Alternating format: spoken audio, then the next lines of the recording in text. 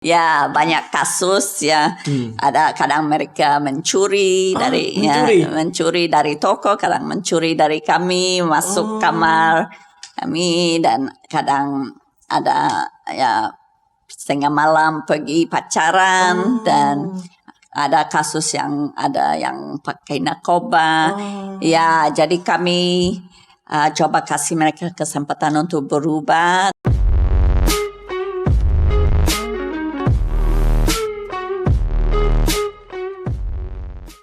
Di studio telah hadir seorang bule dari negara mana dan siapakah dia?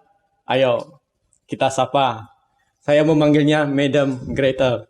Ya. Selamat malam. Ya, terima kasih Madam sudah ke studio. Madam bisa jelaskan nggak nama lengkap Madam tuh apa? Kan selama ini saya panggilnya Madam Gretel, Madam Gretel, ikut anak saya yang manggil. Ya. Madam Gretel, nama lengkapnya apa? Nama lengkap saya Gretel Lapthorn.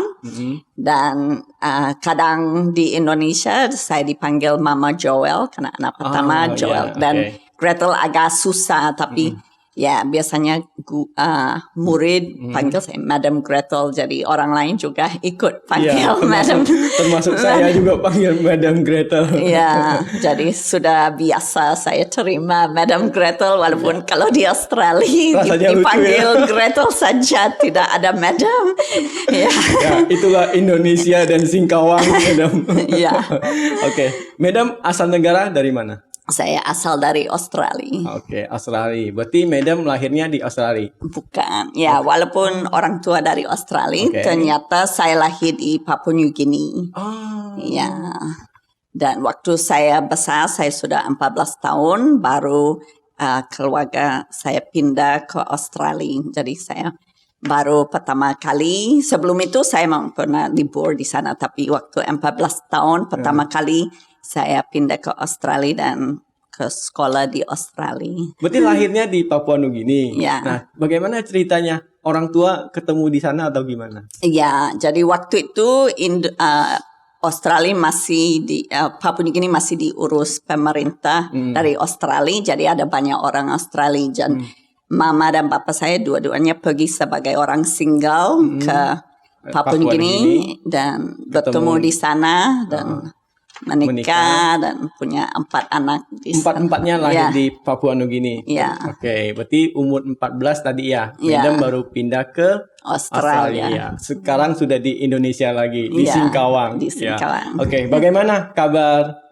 orang tua yang di Australia? Ya, puji Tuhan mereka baik-baik dan sebenarnya hari ini ulang tahun mama saya. Jadi saya tadi baru video call mereka, dia sekarang sudah 81 tahun. Mama 81 tahun. Ya. Oke. Dan puji Tuhan mereka dua-duanya sehat. Oke, puji Tuhan. Ya. Sekarang umur mereka 81, mama ya. Kalau papa? Bapak dia lebih muda sedikit, dia 70 mau 78. Ya. Oke. Puji Tuhan, yang penting sehat ya. Iya. Kalau begitu nanti salam saya selamat ulang tahun buat mama ya. Oke. Nah, tadi berbicara umur. Sekarang Madam umurnya berapa? Saya 47. 47. Ya. Nah, Madam waktu pertama kali ke Indonesia tuh kira-kira umurnya berapa? Masih ingat enggak? Ya, karena sudah lama tapi sudah lupa. Tapi sekitar 28 lah. Karena sudah lama ya. Sekitar umur 28, Madam sudah ke Indonesia untuk pertama kali ya. Nah, apa yang membuat Madam ke Indonesia? Jadi waktu itu saya sudah ada kawan di Indonesia. Jadi sudah tahu ada tempat di sana bisa mengajar bahasa Inggris.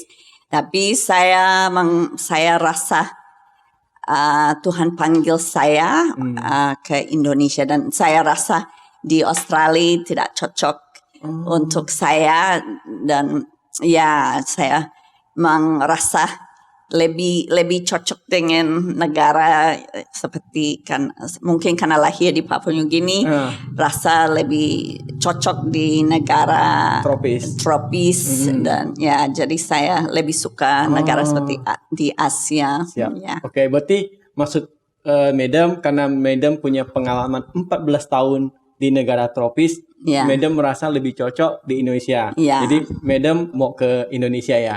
Nah, waktu pertama kali ke Indonesia itu kegiatan Madam apa aja? Jadi awalnya saya harus belajar bahasa Indonesia kan supaya bisa komunikasi, bisa hidup dan karena ya memang penting bisa komunikasi. Jadi walaupun rencana untuk mengajar bahasa Inggris, saya harus bisa komunikasi. Jadi 2 tahun pertama saya fokus sebagai saya murid di sekolah untuk belajar bahasa Indonesia. Belajar bahasa Indonesia. Oh, berarti Madam dari awal dari Australia ke Indonesia sudah memang punya tujuan untuk ngajar bahasa Inggris ya? Ya. Jadi sebelum mengajar bahasa Inggris, Madam belajar dulu bahasa Indonesia. Ya. Nah, itu di mana? Itu di Malang, di Jawa. Berarti kota pertama yang Madam masukin di Malang ya? Ya. Oke. Ada cerita tentang kota Malang itu? Ya, jadi Malang enak, ada cuaca lebih dingin di gunung dan ada banyak orang asing di sana karena jadi saya suka ya cukup senang ya tinggal di sana dan belajar kebudayaan Indonesia di sana dan ya bagus. Oke. Nah, Madam kan sekarang sudah menikah. Nah, Madam kan menikah dengan orang Indonesia. Ya. Nah, bagaimana pertemuan Madam dengan suami itu? Ya, jadi waktu saya di Malang, yayasan kami ada training untuk pemimpinan di Bali. Jadi saya dikirim dari Malang ke Bali dan suami saya waktu itu belum kenal, dia sudah di Kalimantan tapi dia di Sambas. Dan jadi dia dikirim dari Sambas ke Bali. Jadi kami ya dengan yayasan Youth with a Mission. Jadi ada kursus hanya 6 minggu, tapi setelah mungkin 3 minggu, dia dari minggu pertama semua kawan dia kenal saya dan banyak kawan saya kenal dia. Jadi ada banyak orang kalau kita lagi tugas, saya tugas cuci piring, ada kawan dia setiap kali saya cuci piring ada tanya, Gretel pernah pikir mau menikah orang Indonesia atau ada lihat Johnny dia bagus, dia busy sama dan jadi dari hari pertama jadi mungkin baru kenal 3 minggu dia ditelepon saya walaupun karena ada asrama laki-laki ditelepon dibilang semua yang kawannya bilang betul tapi sebenarnya dia yang harus ngomong dan dia langsung bilang ya itu betul kamu cocok untuk saya seperti langsung mau menikah. Saya kaget kok belum kenal jadi saya langsung matikan HP karena saya agak kaget dan tapi setelah itu saya mulai mau cari lebih banyak informasi tentang dia dan jadi dan setelah ada waktu dia sebenarnya dia bilang dikasih 3 hari untuk saya berdoa, saya tidak perlu jawab langsung tapi saya nggak dengar itu karena dia ngomong cepat dan bahasa Indonesia saya masih pas dan tapi waktu saya doa memang saya rasa damai, saya rasa kok ini aneh. Kalau orang lain cerita saya bilang jangan terburu-buru, jangan belum kenal dulu tapi saya memang rasa sesuatu rasa damai sejahtera dan jadi setelah itu kita mulai kenal dan singkat ceritanya sampai menikah tahun berikut menikah. Ini mudah-mudahan didengar sama Pak Johnny ini. Nah, kan ceritanya sudah menikah nih. Nah, bagaimana cerita Madam bisa ke Singkawang? Iya, jadi karena kalau menikah pasti saya harus pindah karena dia sudah di Kalimantan. Jadi tapi dia karena dia tinggal di Sambas tapi dia sudah dulu di Pontianak. Jadi dia banyak bolak-balik karena yayasan kami ada pusat di Pontianak. Jadi sering dia lewat Singkawang dan dia rasa Tuhan bilang ini waktu untuk Singkawang ada kita mulai sesuatu baru.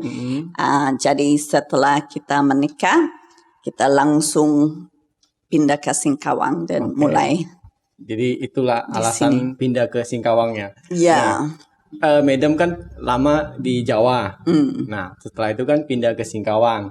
Tentu kultur berbeda. Nah, apa tantangan Madam waktu pertama kali tinggal di Singkawang? Ya, jadi waktu pindah ke Singkawang saya pikir saya sudah mengerti kebudayaan Indonesia karena sudah belajar kebudayaan di Jawa, tapi ternyata belum tahu kebudayaan Hakka ya. Ya, belum tahu kebudayaan Hakka berbeda, kebudayaan orang Melayu berbeda. Jadi saya harus belajar. Saya sudah tahu ibu, pak, saya harus belajar kok, cek. Jadi orang panggil saya cek, saya bingung kok dipanggil saya cek. Jadi saya harus belajar, harus adaptasi dan jadi rasa harus mulai dengan nol lagi. Tapi jadi belajar kebudayaan juga. Kalau di Malang banyak orang asing, jadi ada banyak makanan barat. Jadi waktu saya pindah ke Singkawang belum ada mall, belum. Oh iya, itu kan dulu Singkawang yang dulu dengan sekarang beda ya. Ya, itu tahun 2007. Jadi banyak fasilitas dan banyak khususnya makanan barat tidak ada di Singkawang. Jadi itu tantangannya mungkin yang utama yang makanannya beda, walaupun ada banyak makanan enak di Singkawang, tapi kadang saya pingin makanan sesuatu seperti steak atau makanan barat lah ya. Makanan barat jadi itu tantangannya ya. Tantangannya kadang kangen sama makanan barat, sama beradaptasi dengan kultur yang ada di. Dan ada bahasa beda, jadi kalau pergi antar anak orang ibu-ibu yang tunggu mereka ngomong Hakka, saya nggak mengerti sama sekali.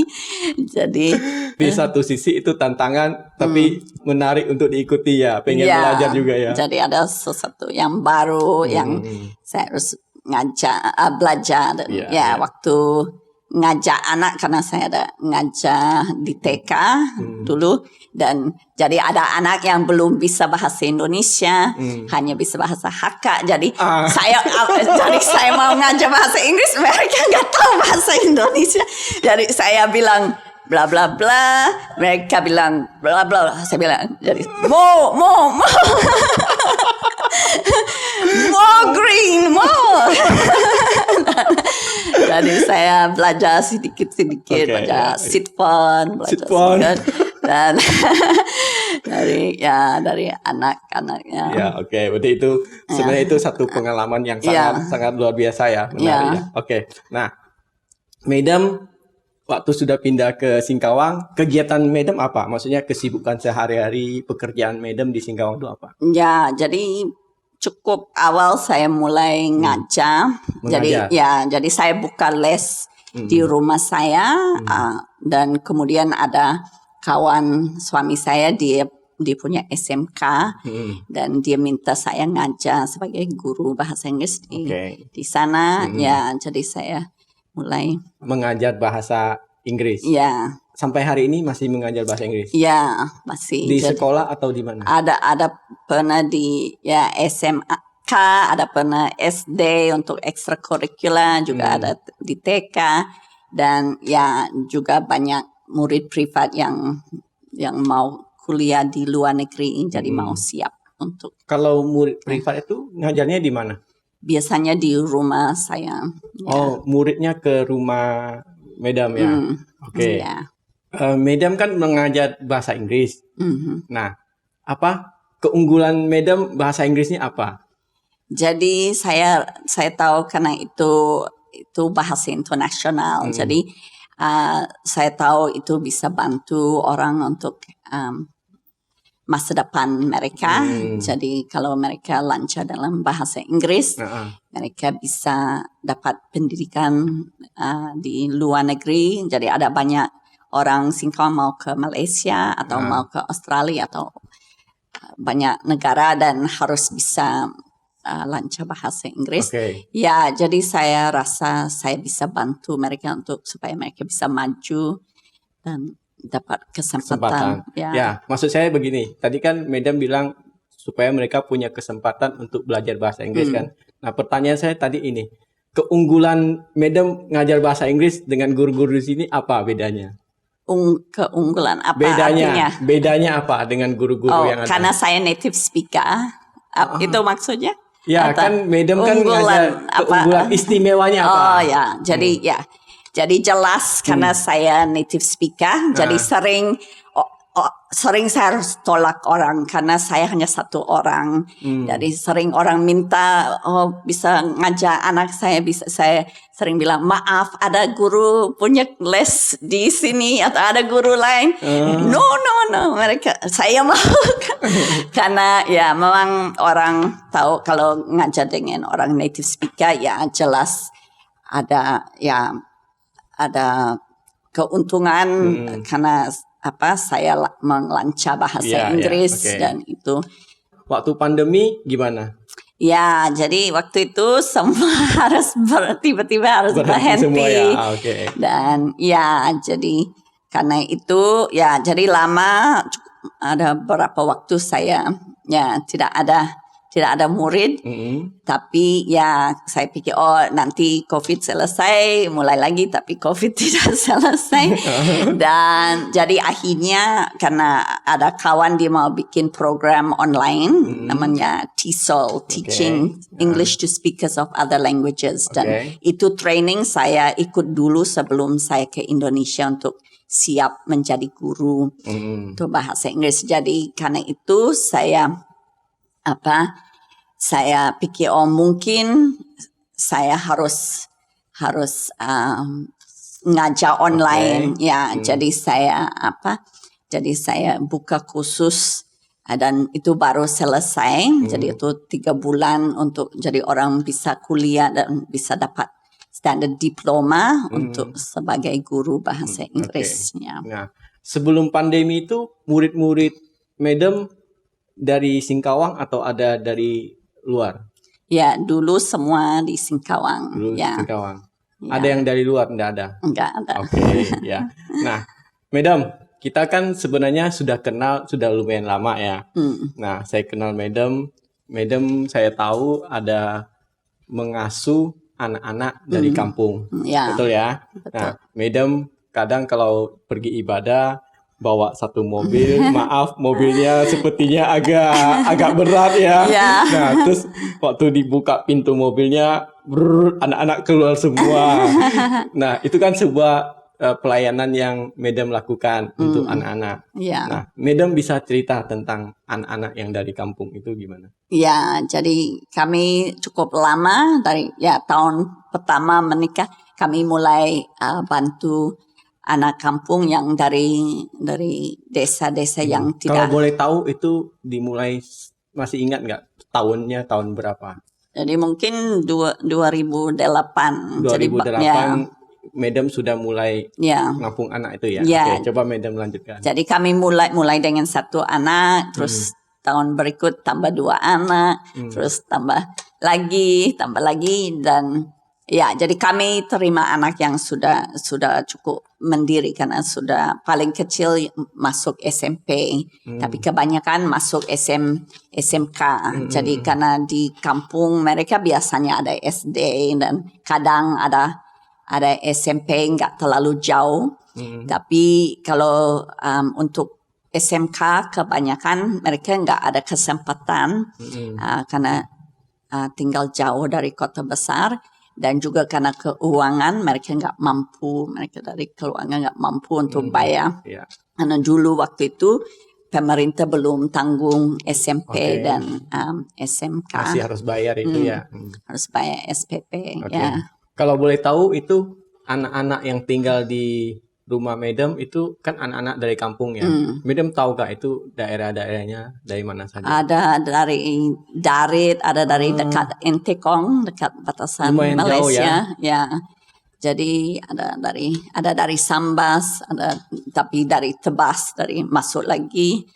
Ya. Itu Madam ketemu anak-anak itu Madam yang cari atau bagaimana? Bukan. Jadi sebelum suami saya pindah ke Singkawang, dia sudah tinggal di banyak desa-desa dan pelayanan di Kalimantan Barat. Jadi dia sudah ke banyak tempat dan jadi banyak orang di kampung mereka kenal dia dan jadi kalau mereka punya anak mereka tahu mereka tanya apakah mereka bisa tinggal dengan kami dan apakah kami bisa bantu bisa dan mereka, dan dari satu orang ke satu orang mereka kasih tahu bahwa ada kesempatan bisa belajar di Singkawang, belajar di kota lah ya yang lebih baik. Nah, begini, kenapa Madam mau melakukan itu? Kan menampung anak-anak itu kan bukan pekerjaan yang gampang kan? Ya, memang itu pelayanan 24 jam sehari 7 hari seminggu. Ya, dan jadi itu memang kalau jujur itu suami saya yang punya hati untuk itu duluan. Kalau saya pikir bagaimana itu tanggung jawab besar. Tapi tapi saya memang lihat bahwa kalau saya sudah kenal mereka dan tahu latar belakang, saya lihat dan sadar bahwa keluarga mereka memang rata-rata semua ada mungkin kalau ada mereka paling tamat SD atau jarang ada yang tamat SMP. Jadi saya lihat memang kalau gak dibantu mereka standar pendidikan di Kalimantan di kampung-kampung akan tetap sangat rendah dan khususnya waktu itu masih harus bayar SPP. Jadi memang sekarang sudah Indonesia sudah maju banyak karena sekarang pemerintah sudah tanggung jadi sekarang lebih gampang dan lebih banyak anak ada kesempatan untuk bisa masuk SMP dan SMA. Tapi kalau mereka tidak tinggal dekat sekolah itu mereka masih harus cari asrama dan kadang mereka tidak mampu untuk bayar asrama. Jadi berarti itu Madam dan suami Pak Joni melakukan itu memang panggilan hati karena ingin anak-anak di kampung punya kesempatan untuk berpendidikan, punya pengetahuan yang lebih banyak. Jadi bisa maju. Bisa lebih maju. Nah, pernah tampung anak paling banyak berapa anak? Paling banyak mungkin 12 anak. 12 di satu rumah. Saya coba bayangkan dulu 12 anak. Saya punya satu anak kadang lumayan ribet. Madam sendiri kan punya anak kan? Ya, punya 3 anak. Punya, berarti 12 tambah 3 ada 15 anak-anak di satu rumah ya. Nah, itu gimana ceritanya, Madam? Ya, jadi memang itu waktu itu memang penuh. Tapi jadi ada.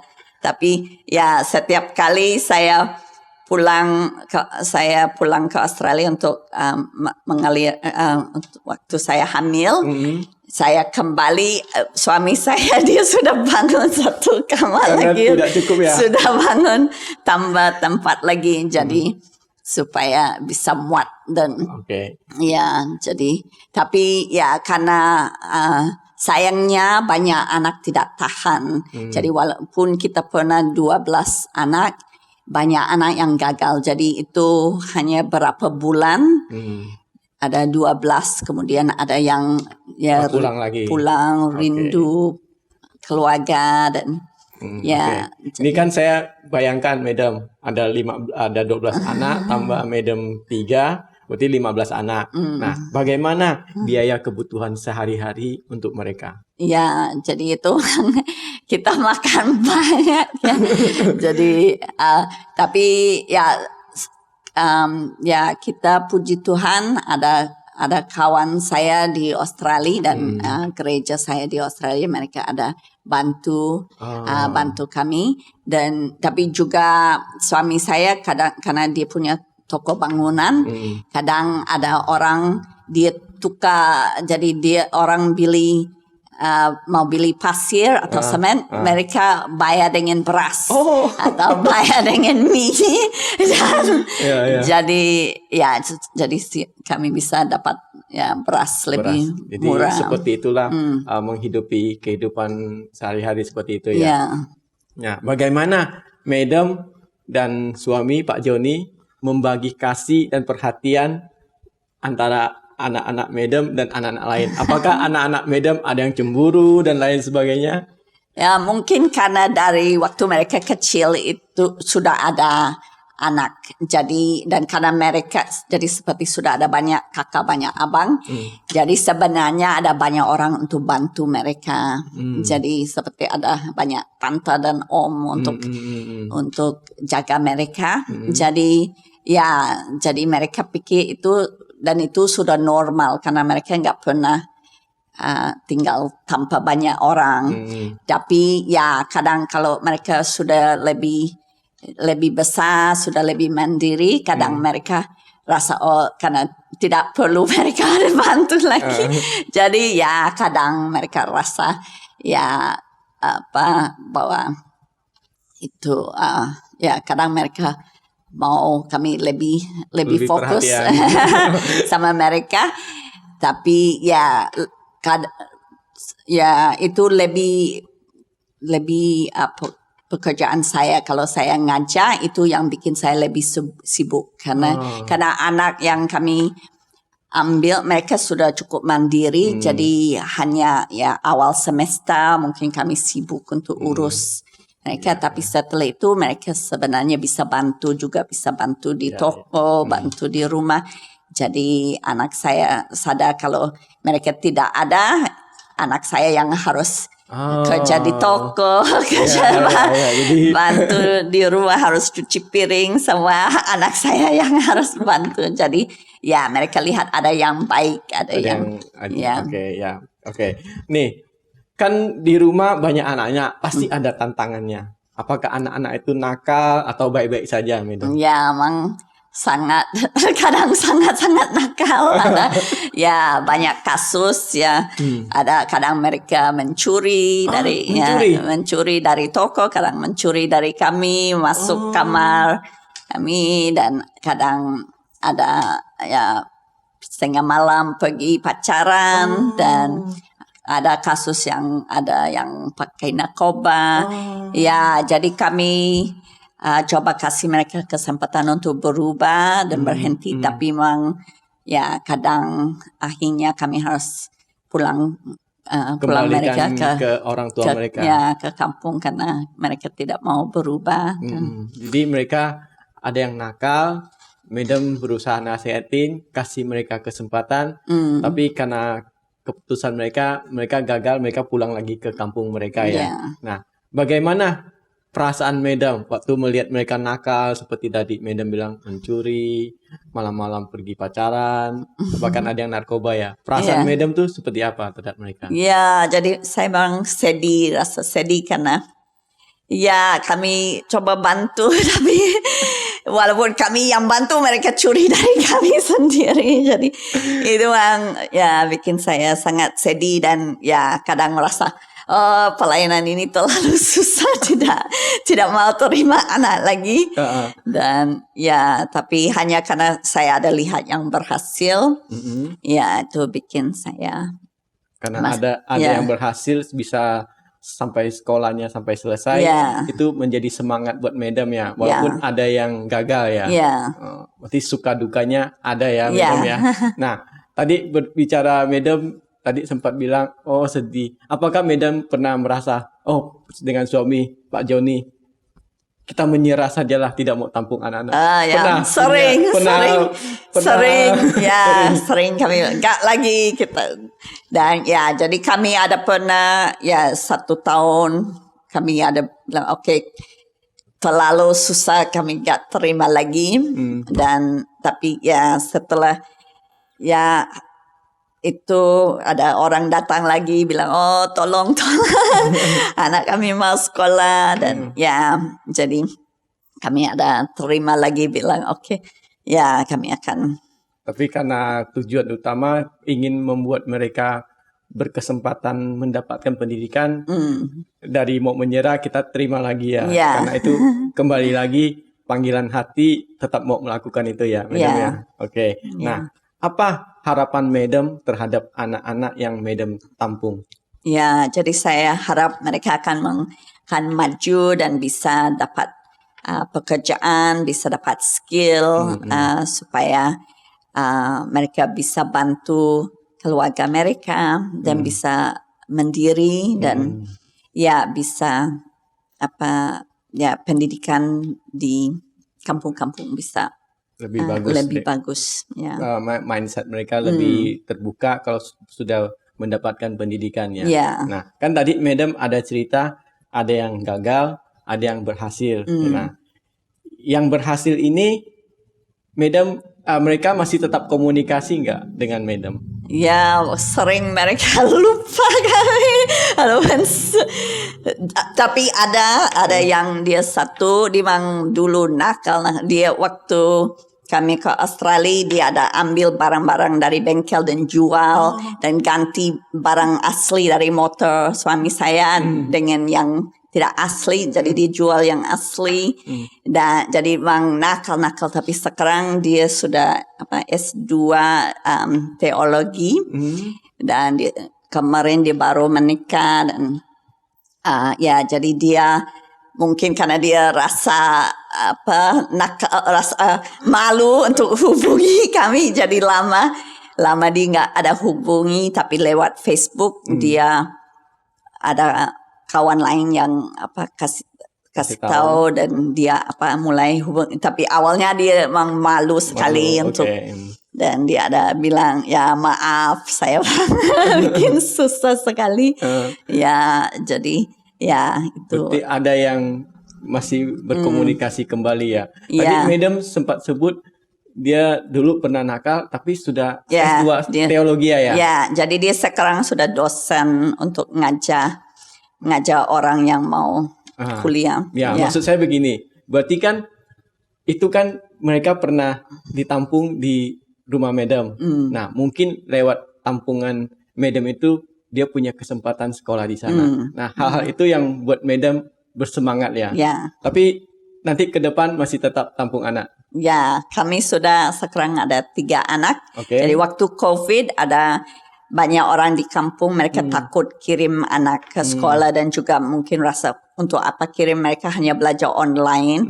Jadi ya 1 tahun kami tidak ada terima, jadi ada mungkin setengah tahun tidak ada anak di rumah, karena yang kami sudah terima ada yang sudah tamat, dan karena yang ada harus belajar online, mereka bosan di rumah, jadi mereka pikir kalau online bisa di kampung saja, jadi ada yang minta izin pulang ke kampung. Ya, tapi ya tahun ini kami baru terima 3 anak yang baru yang masuk SMK. Ya, karena itu luar biasa, Madam sudah mau menampung walaupun mereka nakal ya. Tapi itu satu panggilan hati yang mau Madam lakukan dengan suami Pak Joni ya. Nah, Madam kan sudah lama di Indonesia, khususnya di Singkawang. Nah, pernah pulang ke Australia berapa kali? Ya, jadi setiap kali melahirkan saya ada pulang ke Australia. Dan kami dulu coba mungkin setiap 2-3 tahun pulang untuk Natal dengan keluarga saya. Ya, tapi karena COVID ini paling lama, jadi sudah mau 4 tahun tidak belum ada pulang ke Australia. Ya. Rencana kapan mau pulang? Jadi rencana mau tahun depan Desember mau Natal. Tahun depan. Ya, jadi 1 tahun lagi. 1 tahun kami lagi pulang. Harap jadi, tapi harap tidak harus kuarantin, dan karena harus kuarantin memang susah, dan juga sekarang visa belum ada untuk yang Indonesia belum bisa masuk ke jadi Australia. Suami saya masih belum. Jadi kami doa bahwa tahun depan sudah akan bisa lebih harapannya gampang. Tahun depan bisa pulang ke Australia. Nah, pertanyaan terakhir, Madam. sekarang ataupun di masa yang akan datang, kalau boleh pilih, Madam pilih Australia atau Singkawang? Pasti Singkawang. Singkawang Singkawang. tempat yang saya paling lama tinggal di satu kota dan ya saya Singkawang ya. suka. Kenapa Singkawang. suka Singkawang, Madam? Ya, saya rasa orang di Singkawang cukup ramai, ramah dan karena itu tidak terlalu besar, tapi masih ada banyak fasilitas dan tidak terlalu jauh dari Pontianak, tidak jauh dari Kuching dan ya, tapi ya saya suka Singkawang. Singkawang. Jadi saya simpulkan, bule suka Singkawang. Ya, betul. Ya, oke. Terima kasih, Madam, sudah berbagi cerita, berbagi informasi di podcast ini. Harapan saya pelayanan Madam khususnya menampung anak-anak dari kampung untuk sekolah. Semoga apa yang Madam lakukan itu bisa sangat bermanfaat untuk mereka ke depan, terutama untuk masa depan mereka. Oke. Terakhir nih, Madam.